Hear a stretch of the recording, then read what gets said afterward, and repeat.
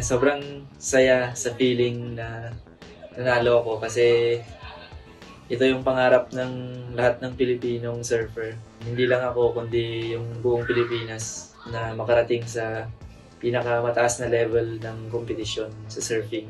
Yun, nandito na tayo ngayon. Naumpisahan na. Sana may mga sumunod sa akin na makarating dito sa World Tour.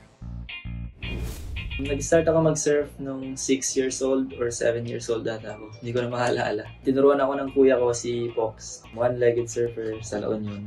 And hanggang sa natuto na ako and tuloy-tuloy na. Pag nag-surf ka, sobrang free ka.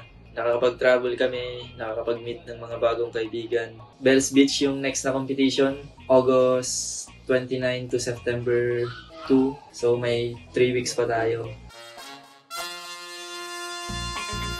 Sobrang thankful ako kasi grabe yung suportang binigay ng mga Pilipino. Hindi lang dito sa Huntington Beach, kundi pati sa Pilipinas. Thank you so much guys, and mas pinalakas ninyo ako. Mas magpupush ako na nag-training pa ng mas maayos para sa susunod na mga laban.